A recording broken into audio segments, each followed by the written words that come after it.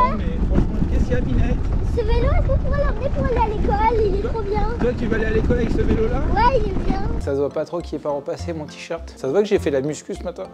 Tu sais, les photos, des fois, sur les... tu sais, ils sont en train de serrer un truc comme ça, là, mais en fait, il sert rien du tout. Oui, nous sommes experts en vélo électrique. Bonjour, bienvenue chez Vélo Fratello, les experts du serrage. J'ai sorti ma mallette juste pour la vanne. On est chaud, on est chaud. Est-ce que vous avez déjà vu le nouveau générique des vélos de Fratello? Salut, c'est Fratello, vous connaissez nos vidéos? Si on fait des vidéos, c'est pour vendre des vélos. Alors je vous présente mon équipe et mon magasin. J'ai monté mon magasin en 2014 et j'ai voulu faire du vélo premium avec Riesemuller, Vinora, A-Bike et Stromer, les vélos les plus rapides du marché. Et voici mon équipe.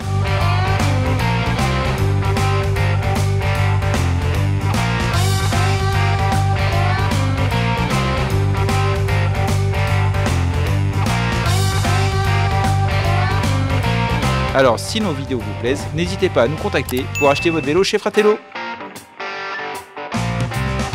Salut, bienvenue chez les vélos de Fratello. Dans cette vidéo, je voulais vous parler des LOD 4 60 et 75. On les a déjà testés à l'Eurobike en Allemagne. L'occasion de cette vidéo parce qu'on a fait le Lyon Cargo Bike Festival, l'événement du vélo cargo à Lyon. Riesemuller nous avait prêté un LOD et avant qu'on le fasse repartir en Allemagne, on s'est dit c'est l'occasion parfait. Il fallait vous en parler. Si vous roulez déjà avec un de ces deux vélos là ou un autre vélo cargo de la marque Riesemuller, vous pouvez poster votre retour d'expérience en commentaire parce que moi j'adore avoir les informations, comment vous roulez avec combien d'enfants, quel âge, quelle taille. Voilà, mettez ça et puis moi je me réserve à la fin de la vidéo mon petit débrief un petit peu sur ces deux vélos que je peux déjà vous anticiper, j'aime beaucoup. On a ouvert le magasin en 2014-2015. Figurez-vous que le LOD, celui-ci comme vous le voyez, était déjà au catalogue et je vous le montre justement. Ça, c'est le premier catalogue du LOD 60. Vous avez un super beau vélo. On voit pas beaucoup la différence entre les deux parce que Riesemuller sait faire des lignes assez intemporelles et qui restent longtemps au catalogue. Je vous montre vite fait. Il a évolué là. Voilà, c'était pour aller chercher vos plantes au magasin. Je sais pas comment il prenait les virages comme ça, mais c'est cool. On voit l'ancien moteur Bosch Classic Line, voilà, qui a beaucoup évolué. Je crois qu'il faisait 50 Nm à l'époque. Maintenant, le moteur est différent, beaucoup plus péchu, beaucoup plus d'assistance. On a deux LOD, le chiffre 60 et 75, c'est pour la longueur de la caisse à l'avant. Là, vous avez une caisse qui fait 60 cm de long à peu près 50 cm de large au point intermédiaire, si vous verrez. Le châssis est légèrement en pointe, donc il a tendance à se rétrécir sur l'avant. Et sur le LOD 75, à votre avis, combien il fait de long? Eh ben, il fait 75 de long, complètement dingue, hein. Vous avez une caisse qui est plus longue. L'arrière, c'est les mêmes, en fait, si vous regardez bien. La partie avant est vissée avec la partie arrière. Il y en a un qui va dire, mais non, mais c'est pas la même transmission. On en parlera après, Jackie. C'est pas la même transmission, mais c'est le même châssis. Voilà, donc la caisse plus longue et ce qui permet d'installer un troisième siège là devant, dos à la route. Pour l'esthétique de l'image, nous n'avons pas installé la capote ici qui sera différente sur le LOD 75. Vous voyez, elle s'ouvre comme ça, elle est zippée à l'arrière, elle est crochetée à l'avant. Vous l'ouvrez, les enfants montent comme ceci. Sur le LOD 60, c'est différent, c'est une capote beaucoup plus simple. Il n'y a pas de fermeture éclair. Du coup, vous la soulevez juste pour faire entrer les enfants. Ma fille Romy est née en 2016 et dès 2016, du coup, j'ai roulé avec un LOD 60. C'était à l'époque le seul du catalogue, le même modèle que le vert que je viens de vous montrer. Le cosy à l'intérieur, sanglé comme j'avais pu parce qu'à l'époque il n'y avait pas de système de fixation. Maintenant vous avez des systèmes de fixation pour mettre les cosy, donc super pratique et c'est vraiment un très bon vélo.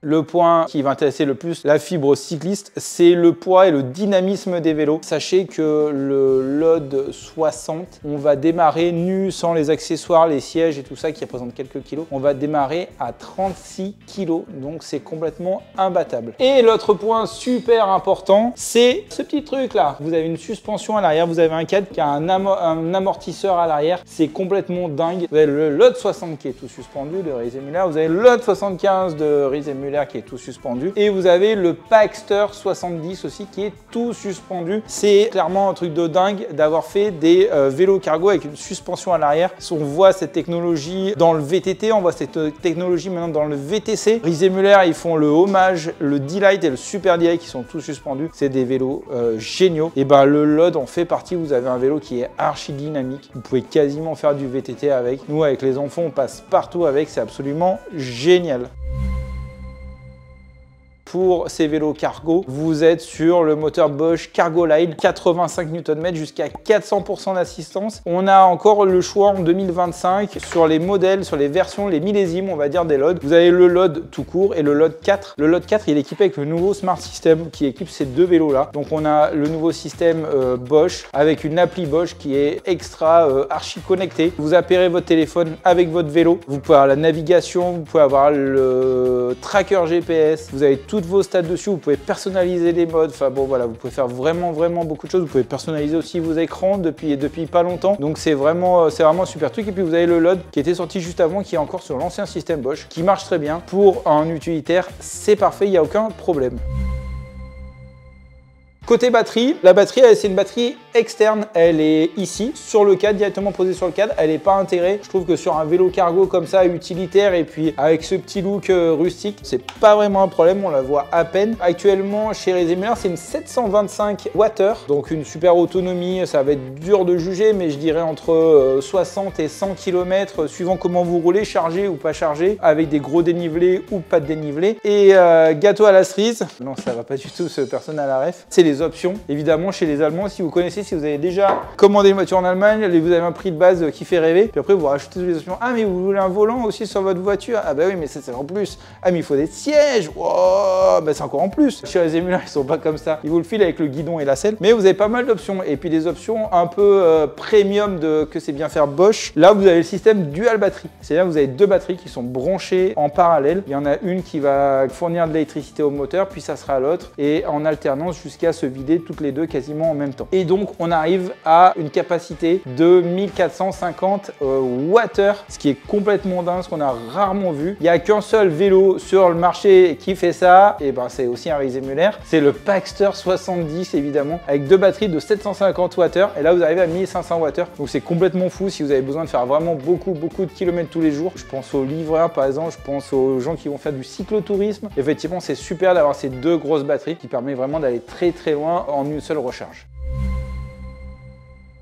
Autre point important à choisir donc quand vous choisissez votre LOD chez les vélos de Fratello, évidemment, mais il y a un magasin de vélos électriques de la région et de France, c'est la transmission. Chez Rise Müller, vous avez le choix entre trois transmissions. Vous avez le classique dérailleur, vous l'avez ici. Là, vous avez l'anticyclone des Açores avec le dérailleur juste ici. Bon, excusez-moi, je blague, j'aime beaucoup faire le présentateur météo. Vous avez un classique plateau à l'avant avec une chaîne, une cassette derrière que vous connaissez, c'est la transmission la plus classique sur un vélo avec du coup un dérailleur. Vous connaissez, vous pouvez changer les vitesses. On peut pas changer les vitesses à l'arrêt, on peut changer les vitesses quand on donne du mouvement avec le pédalage. Voilà, classique mais très efficace. C'est la transmission par contre qui demande le plus d'entretien. Deuxième transmission qu'on peut vous proposer, c'est le système Vario chez Rise Müller. Vous avez un moyeu en violo. L'avantage du moyeu en violo, c'est que c'est zéro entretien. Voilà, il n'y a pas grand chose à faire dessus. Et vous avez donc, c'est combiné avec une courroie dans ce cas-là. Vous voyez, vous avez une courroie ici. L'avantage, c'est que ce n'est pas salissant, c'est une courroie Carbon Gate disponible sur notre site internet fratello.bike, le site de pièces détachées pour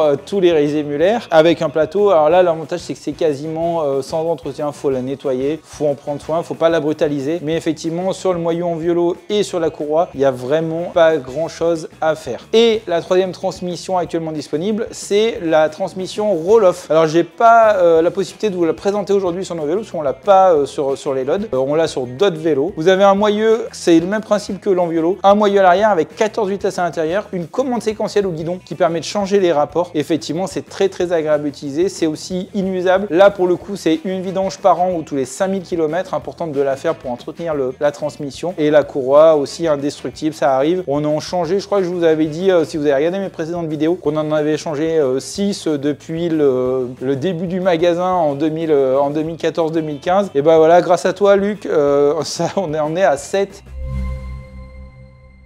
Après, ce qui est important de parler, c'est de l'aménagement dans la caisse. Vous avez pas mal d'aménagements. Donc, si vous venez acheter votre vélo au magasin, on a plein de conseils à vous donner. C'est la même largeur au niveau des sièges pour les enfants. Autant sur le LOD 75 que sur le 60, on a 2 sièges. Et l'avantage du LOD 75, c'est d'en avoir un 3e en option. Vous voyez qui est juste ici, qui est très pratique. Moi, j'ai que 2 enfants. Mais par contre, les enfants aiment beaucoup être face à face plutôt que côte à côte. Je pense notamment à l'hiver où avec les grosses doudounes, les gros manteaux, ils sont plus serrés côte à côte. Donc, effectivement, quand on les met face face à face, c'est super cool. Important d'avoir 3 sièges, des fois ça dépanne. C'est-à-dire que même si vous avez que 2 enfants, et ben c'est cool, un week-end vous avez le petit cousin qui est venu, vous ramenez un copain de l'école, et ben c'est quand même super pratique d'avoir un vélo, vous avez une place en plus. Ça me fait penser, on me pose souvent la question au shop, à l'arrière, effectivement on peut mettre un siège enfant en plus à l'arrière si vous avez un petit 3e qui arrive et que vous n'avez plus la place devant, vous pouvez. Le seul truc c'est la suspension arrière qui est absolument géniale, qui rend le vélo super dynamique et confortable. Malheureusement, ça fait que ça limite le poids sur le porte-bagages parce que forcément vous allez avoir beaucoup de poids en porte-à-faux et donc on est limité à 15 kg. Donc si vous prenez un siège enfant qui fait 2-3 kg, bah voilà, vous êtes limité autour des 10-12 kg pour le poids de votre enfant à l'arrière. Donc effectivement pratique mais pas longtemps. Côté protection, évidemment le gros avantage par rapport à un long tail, c'est la protection ici. C'est une capote qu'on utilise toute l'année. Vous voyez ici, je l'ai ouvert sur le côté. Sur un côté, ça permet aux enfants de monter dedans. Mais souvent, on roule ouvert. On peut enlever aussi l'arrière. Vous pouvez vraiment tout l'ouvrir, juste garder le dessus. C'est super pratique quand il pleut. Premier printemps avec ma fille, je pensais enlever la capote. J'avais enlevé la capote. Je me dis tiens, il fait beau, je vais enlever la capote. Et en fait, c'était à l'époque du pollen. Et en fait, je me suis rendu compte que la capote avait une utilité aussi. Au printemps, quand il y a du pollen, ça évite qu'ils s'en prennent plein la tronche et qu'ils aient les yeux tout rouges. Donc effectivement la capote pour moi c'est toute l'année, on la laisse ouverte l'été, il peut y avoir des orages, il peut y avoir une petite averse en été, donc c'est super pratique, elle gêne pas vraiment et c'est vraiment un super système. Niveau anecdotique aussi, on peut parler des parois, vous avez différentes parois, vous avez parois basses comme ici, c'est plus facile pour les enfants pour monter dessus, et sinon avec parois plus hautes mais qui sera pas compatible du coup avec la capote. On a pas mal de clients aussi qui ont des lods, qui ont des enfants mais beaucoup trop grands, donc pas du tout l'utilité cargo, transport d'enfants, mais vraiment l'utilité cargo utilitaire. Et dans ce cas-là, vous avez 2 options que je trouve géniales. Donc ça sera avec les parois hautes. Soit vous avez une simple bâche qui vient se mettre dessus avec des tendeurs et vous venez fermer le dessus pour éviter que ça vole au vent, etc. Mais toujours possibilité de passer la main dedans. Et vous avez un modèle avec une capote rigide qui permet de verrouiller la caisse à l'avant du vélo, autant sur le 75 que sur le 60. Effectivement, dans ce cas-là, vous avez une petite sécurité. C'est pas non plus une grosse serrure, mais vous avez une petite sécurité qui fait que ça évitera que quelqu'un aille jeter un œil et passe le bras pour regarder ce qu'il y a dans votre vélo. Côté option, il y a pas mal de trucs, je vous ai pas parlé d'origine. Il est fourni avec un Purion 200 maintenant sur les modèles Lot 4 60 et Lot 4 75. Donc le Purion 200, c'est un petit écran qui est juste ici pour régler les niveaux d'assistance. Vous avez pas mal d'informations. La plus importante, c'est celle pour être sûr d'être à l'heure à l'école. C'est vous avez l'heure sur votre écran. Information de base, mais qui est super importante quand on roule en vélo, savoir si on est à l'heure ou pas, ou s'il faut accélérer un peu le rythme. Autre option, vous avez une petite sacoche sous la selle avec une petite chaîne anti-vol anecdotique. C'est-à-dire c'est pas une grosse chaîne pour accrocher votre vélo en ville, mais par contre effectivement ça peut vous dépanner dans certains cas. Vous avez aussi le bloc-roue à l'arrière. Vous savez, le bloc-roue, c'est ce système là qui permet de passer un axe en métal dans les rayons pour éviter que quelqu'un monte sur votre vélo et partant simplement en pédalant. Oh, qu'est-ce qu'ils m'ont fait? Et pourtant, je l'ai bien sécurisé avec le cadenas. 2 options dont je vais vous parler, il y en a une que j'aime pas du tout, c'est l'option GX, c'est les pneus de VTT. Concrètement, si vous faites 50% de route, 50% de terrain non goudronné, ça sert à rien. C'est vraiment des pneus de VTT qui servent quand vous faites 70 à 90% de tout terrain, voire 100%. Donc ça arrive rarement. J'aime pas trop s'il y a des crampons. Alors certaines personnes pensent que vu qu'il y a des crampons, ça va mieux accrocher sur le goudron. C'est pas vrai. Il faut penser que les pneus qui ont la meilleure adhérence sur le goudron, c'est quand il y a le maximum de surface de gomme en contact avec le sol. Donc effectivement, les crampons, c'est à proscrire si vous faites que de la route ou beaucoup de route. Si vous roulez par tous les temps, quand il pleut sur la route, ça glisse. Si vous avez que 1 cm² de roue qui est en contact avec le sol, franchement, ça va être une vraie savonnette. Donc vraiment, c'est l'option que j'aime pas. L'option par contre que j'aime beaucoup, alors elle est plus chère évidemment, donc vous avez pensé que c'est parce que je vous vends un vélo plus cher, mais non. C'est l'ABS. Alors l'ABS, c'est un système, on l'a là sur ce vélo-ci. Alors pas du bon côté, mais en gros, on a un boîtier qui est installé juste devant et qui va jouer sur la pression des freins, des plaquettes sur le disque et qui va permettre de gérer l'adhérence de la roue avant en cas de freinage d'urgence. C'est-à-dire que vous avez des capteurs sur les freins à l'avant et à l'arrière qui contrôlent la rotation des roues. Et si vous mettez un gros coup de frein, le système va prendre le relais à votre place parce qu'en général sur un freinage d'urgence, on pense à rien, on fait que freiner sans réfléchir. Et là, le système va gérer la pression qu'il y a dans vos freins pour éviter de bloquer la roue avant et que la roue se bloque, donc elle glisse et c'est que du coup, vous risquez ou de tomber ou d'allonger votre distance de freinage parce que quand la roue bloque, concrètement, vous freinez plus vraiment en fait. La roue fait que se déplacer, glisse. Je trouve que c'est un super élément de sécurité, surtout si vous avez vos enfants dans le vélo. C'est effectivement cher, mais voilà, la sécurité de tes enfants, ça n'a pas de prix, je pense. Autre petite option intéressante, c'est le tracker GPS de Rise & Müller. Vous avez un tracker qui a été développé par Rise & Müller avec une appli spécifique. C'est très intéressant si on vous vole le vélo. Malheureusement, ça arrive. 2 points par rapport à S7+. Vous pouvez prendre une assurance avec Rise & Müller qui fait qu'il vous couvre en cas de casse, en cas de vandalisme, en cas de vol. S'ils ne retrouvent pas votre vélo, ils peuvent vous remplacer le vélo dans certains cas, donc ça peut être super intéressant. Ça a un coût qui est quand même assez important. Et effectivement, si on vous vole le vélo, le premier truc qui peut se passer, c'est que vous pouvez retrouver votre vélo. Et ça, c'est super intéressant d'avoir dans ce système-là. J'ai plein d'anecdotes au magasin où des gens se sont fait voler le vélo le matin, l'après-midi, ils l'ont retrouvé, ou quelques jours ou quelques semaines après. Des fois, ça peut être un peu long. Mais effectivement, grâce à la puce RX, si c'est votre voisin qui vous vole le vélo, alors vous peut être très copain avec le voisin, mais vous pouvez envoyer la police pour qu'ils aillent chercher votre vélo. Moi, le tracker GPS, pour moi, c'est aussi une obligation sur ce genre de vélo.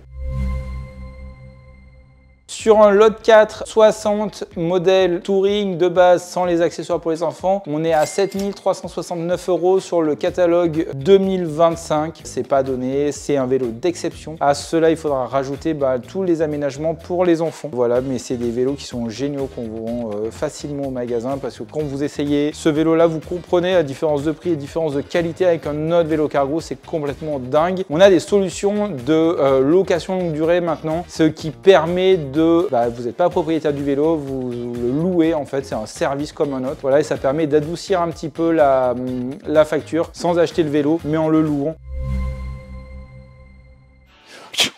Voilà les vélos, j'espère qu'ils vous ont plu. On a mis des petits plans avec mes enfants parce qu'on les a essayés dans une autre vidéo que je vous invite aussi à voir. On a essayé le Carry, les 2 Load et le Paxter 70. Qu'est-ce que j'en pense? Alors moi, les Load, je les roule depuis 2016 quand ma fille est née et ça a été le coup de cœur tout de suite. Tous mes clients qui roulent en Load surkiffent leur vélo. J'en ai parlé une fois avec un client qui me disait mais moi en fait quand j'ai besoin de rouler vite et que je sais que j'ai une course rapide à faire, je préfère prendre mon Load que mon vélo normal parce qu'avec cet empattement qui est dingue, avec la suspension, finalement on roule plus vite en descente parce qu'on a plus de stabilité. On a la suspension arrière qui fait que sur les dos d'âne, sur les plaques d'égout, etc. le vélo c'est un tapis volant. Effectivement, c'est des vélos qui sont très véloces. On a pas mal de clients qui ont peur de prendre en main un vélo comme ça avec la caisse déportée. C'est une petite prise en main de 5-10 minutes. Dès que vous avez fait 200-300 mètres, vous avez compris, pigé comment fonctionne la transmission. Après que vous soyez à vide avec un enfant ou 2 enfants, le vélo il a un comportement qui est archi sain et c'est très